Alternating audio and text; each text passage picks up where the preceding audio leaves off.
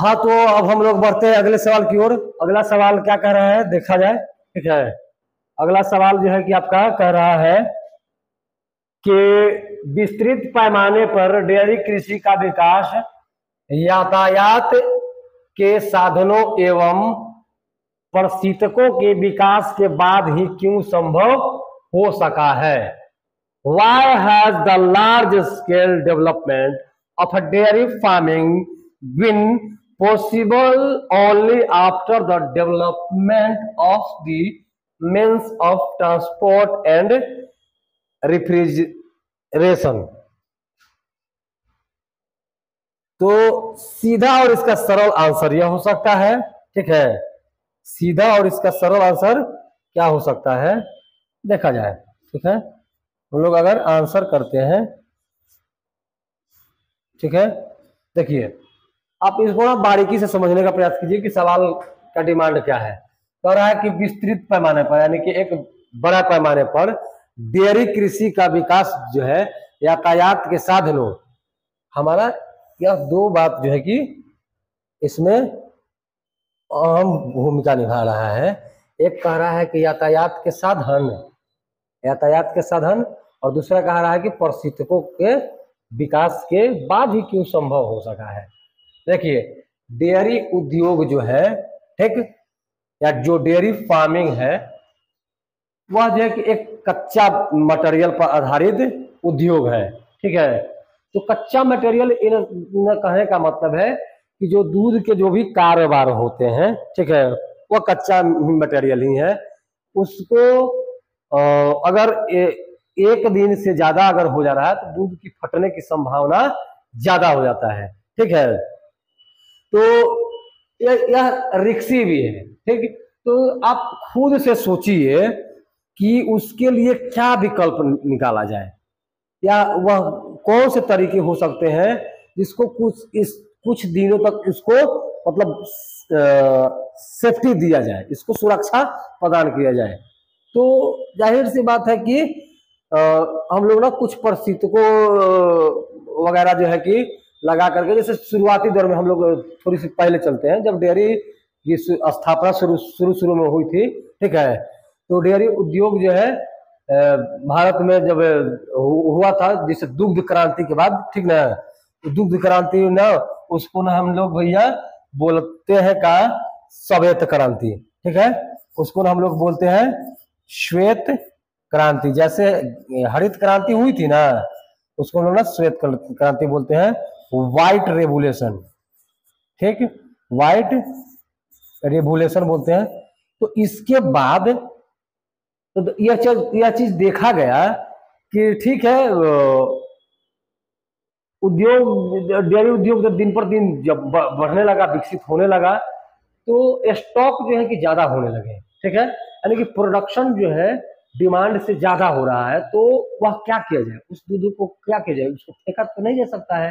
तो तरह तरह के हथकंडे अपनाए गए। ठीक है, तरह तरह के हथकंडे में क्या हुआ कि दूध को ना पाउडर में कन्वर्ट किया गया। जैसे अमूल्य वगैरह का दूध वगैरह जो है आप लोग देखे होंगे। ठीक है, कि अमूल्य क्या करता है, एक आनंद जिला से ही इसकी शुरुआत हुई थी। गुजरात के एक आनंद जिला पड़ता है। ठीक है, आनंद जिला से यह क्रांति की शुरुआत हुई थी, और इसके बाद से देश में विभिन्न जगहों पर डेयरी उद्योग स्थापित किए गए। तो और बाद में जैसे जब यह स्टॉक बढ़ने लगा, तो फिर इस पर गहन विचार किया जाने लगा कि ये जो वेस्ट मटेरियल हो गया उसको जो प्रोडक्शन अगर ज्यादा हो जा रहा है, यानी कि डिमांड आपका मार्केट में उतना नहीं हो पा रहा, खपत नहीं हो रहा है, तो बच जा रहा है, तो उसको काट किया जाए, तो उसको तो फेंका नहीं जा सकता है। तो उसके लिए दूध को ना पाउडर में कन्वर्ट किया गया। फिर जो है कि उसको दूध के बेचने के लिए प्रशीतक जो है, प्रशीतक जिसको ना रेफ्रिजरेटर वगैरह जो है, उसमें कूलिंग किया जाने लगा। कूलिंग कर करके उसको ना फिर पैकेट वगैरह का कारोबार किया गया, तो फिर इससे उसको सुरक्षा एक मिला। ठीक है, तो वह सुरक्षित हो गया, वह पूर्ण रूप से मार्केट में आने हेतु रेडी हो गया। इस तरीके से तो वो धीरे धीरे डेवलप हुआ। एक चीज जब कह रहा है कि यातायात की बात है, तो जब यातायात की बात कर रहा है, देखिए दुनिया में कोई भी बिजनेस अगर व्यापार आप कर रहे हैं, तो यातायात के साधन चाहिए ही चाहिए। आप एक आलू के कारोबार आप करते हैं ना, आलू, उस आलू को बेचने के लिए, उस प्याज को बेचने के लिए भी आपको यातायात की आवश्यकता पड़ेगी। या तो छोटे सामान बेचिए, छोटा माल हो बड़ा माल हो, उसको बेचने के लिए आपको यातायात की जरूरत है। बिना यातायात के यह संभव है भी नहीं। जैसे एक छोटा सा एग्जांपल लीजिए कि आप जो है कोई चीज जो है कि मैन्युफैक्चरिंग कर रहे हैं, ठीक है, आप बना रहे हैं एक खिलौना। हम लोग पहले इसको ना आउट करते हैं, पहले समझने का प्रयास करते हैं कि हम लोग बनाते हैं, हमारी एक कंपनी है खिलौना की, ठीक है, हम क्या बनाते हैं, खिलौना बना रहे हैं, ठीक है। तो जब हम खिलौना बना रहे हैं तो वह खिलौना जो है कि बाकी अन्य जगहों पर जाएगा, कैसे जाएगा? उस खिलौना में पंख लगा हुआ है क्या? नहीं ना।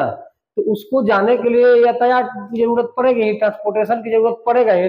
बिना ट्रांसपोर्ट के दुनिया का कोई कारोबार नहीं हो सकता है, क्योंकि जो भी आप प्रोडक्ट बना रहे हैं उन प्रोडक्टों को बाजार पहुंचाने के लिए आपको यातायात का साधन सहारा लेना पड़ेगा। और बात है कि यातायात का संसाधन क्या हो सकता है? आप ठेला से ले जा सकते हैं, वो भी यातायात है। आप गाड़ी से ले जा रहे हैं, वो भी यातायात है। आप बड़े बड़े बोट से जा रहा है, वो भी यातायात ही है। या आप जहाज से जा रहे हैं लेकर के, वो भी यातायात ही है। तो दुनिया में कोई भी कार्य को करने के लिए, ठीक है, यातायात की आवश्यकता है ही। इसलिए ना कोई भी गवर्नमेंट जो है पहले यातायात व्यवस्था अगर दुरुस्त कर ले तो वह देश का ग्रोथ होने से कोई नहीं रोक सकता है। तो यातायात इसीलिए रोड वगैरह पर भी गवर्नमेंट जो है उसको रोड बनाती है, पुल पुलिया का निर्माण करती है, क्योंकि ट्रांसपोर्टेशन सुविधा वहाँ बेहतर हो, आने जाने के जिससे सुविधा बेहतर होगा तो कारोबार बढ़ेंगे, आर्थिक ग्रोथ ज्यादा होगा, ठीक है। तो इस प्रकार से वही चीज सेम यहाँ पर भी लागू होता है कि अगर छोटे पैमाने पर रहता ना, तो जैसे मान लीजिए कि हमारे यहाँ स्टॉक जो है कि 50 लीटर है, 20 लीटर दूध हम एकत्रित कर रहे हैं, तो आसपास के आस पड़ोस में वो बिक जाएगा, ठीक है।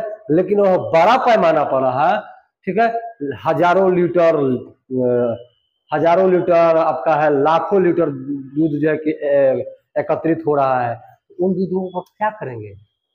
जाहिर सी बात है कि उसको अन्य मार्केटों में भेजेंगे, ठीक है, जहां अब प्रोडक्ट उत्पादित हो रहा है, जहां से दूध निकाले जा रहे हैं। जैसे ज्यादातर ना ग्रामीण एरिया से दूध को क्या कहता है, कलेक्ट करके ना उसको शहरों की ओर भेजा जाता है, ठीक है।